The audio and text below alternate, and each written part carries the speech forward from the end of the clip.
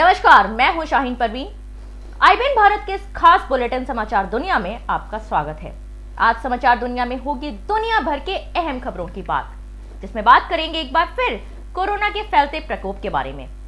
साथ ही होगी cover story पर चर्चा, जिसमें जानेंगे कि क्यों ममता बनर्जी ने गले में लटकाया महंगाई का पोस्टर। लेकिन सबसे पहले डालते हैं सुर्खियों पर नजर। बढ़ती तेल की कीमतों के खिलाफ ममता की रैली, गले में लटकाया महंगाई का पोस्टर। कोविड-19 का पसरता प्रकोप, घेरे में आए कई राज्य। ट्रेन यात्रियों को बड़ा झटका, जाने कितना पड़ेगा जेब पर असर।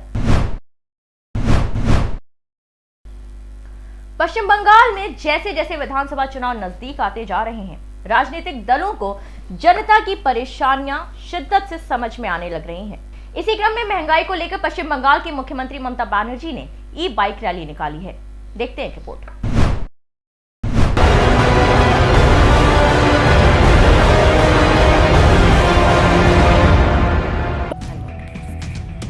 पेट्रोल डीजल की बड़ी कीमतों के खिलाफ पश्चिम बंगाल की मुख्यमंत्री ममता बनर्जी सड़क पर उतर आईं। सीएम ममता ने कोलकाता में ई-बाइक रैली निकाली। कोलकाता मेयर फिरहाद हकीम के ई-बाइक पर पीछे बैठी ममता बनर्जी ने गले में महंगाई का पोस्टर लटकाया। हरीश चटर्जी स्ट्रीट से लेकर राज्य सचिवालय नबन्ना तक ये ई-बाइक रैली निकाली गई। नबन्ना पहुंचने पर सीएम ममता बनर्जी ने केंद्र सरकार पर जमकर हमला बोला।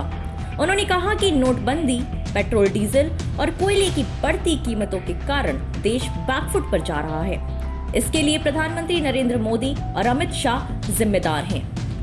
वे नेताजी सरदार वल्लभ भाई पटेल के नाम पर बने स्टेडियम का नाम बदल रहे हैं। बहुत खेद है, वे किसी दिन देश का नाम भी बदल सकते हैं। इस दौरान टीएमसी अध्यक्ष और मुख्यमंत्री ममता बनर्जी ने बीजेपी के नेतृत्व वाली केंद्र सरकार पर निशाना साधते हुए कहा कि बीजेपी हर दिन रसोई गैस और डीजल की कीमतें बढ़ा रहे हैं। ये चिंता का विषय है।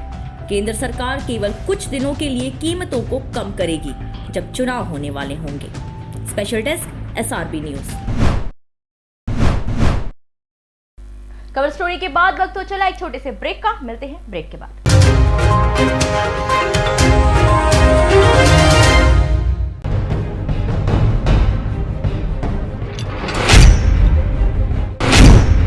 बहने लगी है चुनावी बयान, अब होंगे विकास के दावे, गली मोहल्लों को चमकाने के वादे। हर दावों और वादों की IBN भारत करेगा पड़ताल, क्योंकि आप बनाने जा रहे हैं गांव की सरकार।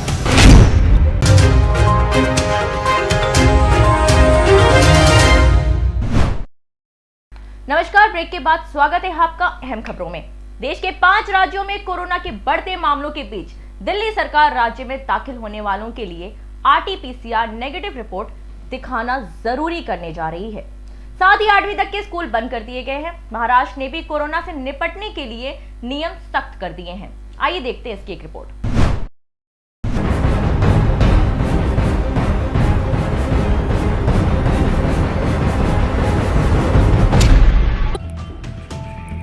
दिल्ली आपदा प्रबंध अथॉरिटी कोविड-19 को देखते हुए जल्द ही एक आदेश जारी करने वाली है। इस आदेश के बाद देश के 5 राज्यों से आने वाले लोगों के लिए कोरोना की नेगेटिव रिपोर्ट देखने पर ही राज्य में दाखिल होने की इजाजत मिलेगी। इसको लेकर औपचारिक आदेश जारी किया जा सकता है। महाराष्ट्र, केरल, छत्तीसगढ़, मध्य प्रदेश और पंजाब से दिल्ली आने वालों की RT-PCR की नेगेटिव रिपोर्ट दिखाना जरूरी होगा। ये रिपोर्ट 72 घंटे पुरानी नहीं होनी चाहिए।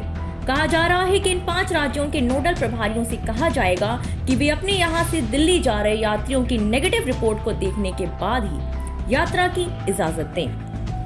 यह आदेश 26 फरवरी की रात से 15 मार्च तक लागू रहेगा और बस, ट्रेन और फ्लाइट से दिल्ली आने वाले यात्रियों पर लागू होगा। महाराष्ट्र में तेजी से बढ़ते कोरोना के मामले के बीच सरकार ने नियम तोड़ने वालों पर सख्ती शुरू कर दी है। सोमवार को मुंबई में पुलिस, BMC और वेस्टर्न और सेंट्रल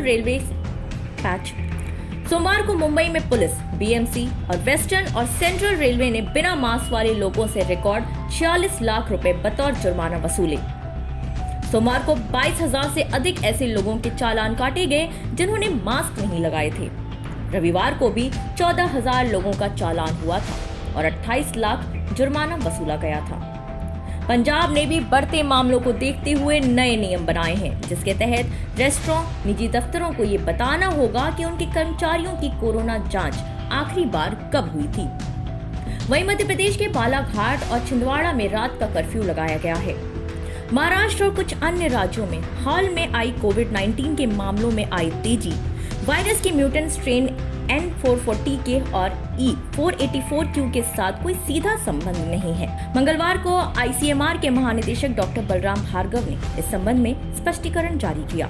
डॉक्टर भार्गव ने ये भी साफ किया है कि वायरस के ये दोनों स्वरूप अन्य देशों में भी पाए गए हैं और भारत में विशेष रूप से पाए गए हैं, ऐसा नहीं है। ICMR का कहना है कि वायरस के इन दोनों स्वरूपों का भारत के कुछ राज्यों में पहले भी पता चला था। वायरस के E484Q स्वरूप का महाराष्ट्र में 2020 के मार्च के शुरुआती दिनों में और जुलाई में पता चला था।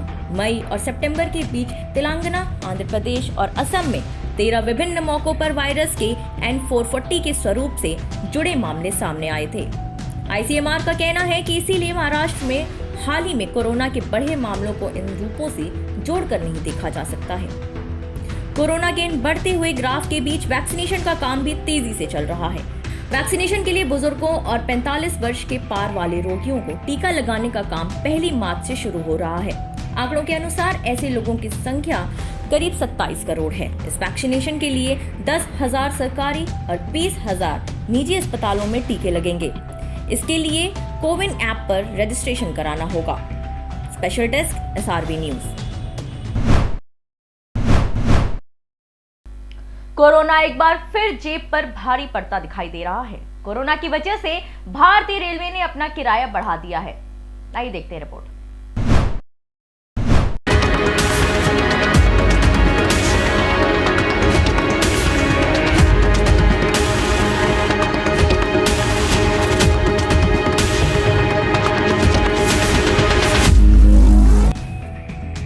भारतीय रेलवे ने यात्री ट्रेनों के किराए को बढ़ा दिया है। रेलवे ने एक बयान जारी करते हुए कहा है कि कम दूरी की ट्रेनों के किराए को बढ़ाया गया है। रेलवे का किराया बढ़ाने के पीछे का तर्क ये है कि कोरोना वायरस के खतरे को ध्यान में रखते हुए किराए में बढ़ोतरी की गई है, ताकि ट्रेनों में ज्यादा लोग ना चढ़ें। रेलवे द्वारा बढ़ाए गए किराए का असर 30 से 40 किलोमीटर तक का सफर करने वाले यात्रियों पर पड़ेगा। रेलवे ने बताया है कि बढ़ने वाला किराए का असर केवल 3% ट्रेनों पर पड़ेगा। इंडियन रेलवे ने कहा है कि कोविड का प्रकोप अब भी मौजूद है और वास्तव में कुछ राज्यों में कोविड की स्थिति बिगड़ रही है। ऐसे में बढ़े हुए किराए को ट्रेनों में भीड़ को रोकने और कोविड को फैलने से रोकने के लिए रेलवे की सक्रियता के रूप में देखा जाना चाहिए। रेलवे के मुताबिक पहले से ही यात्री की हर यात्रा में बड़ा नुकसान उठाना पड़ता है। टिकटों पर भारी सब्सिडी दी जाती है। रेलवे के मुताबिक बढ़ी हुई कीमतों को समान दूरी के लिए चलने वाली मेल एक्सप्रेस ट्रेनों के किराए के आधार पर तय किया गया है। यानी अब यात्रियों को छोटी यात्रा के लिए भी मेल एक्सप्रेस के बराबर का किराया देना होगा। ऐसे में 30 से 40 किलोमीटर तक की यात्रा करने वाले पैसेंजर्स को अब ज्यादा किराया देना पड़ेगा। आपको बता दें कि कोरोना वायरस के फैलाव को रोकने के लिए भारतीय रेलवे ने 22 मार्च 2020 को ट्रेनों के संचालन को बंद करना पड़ा था। Special desk SRB news.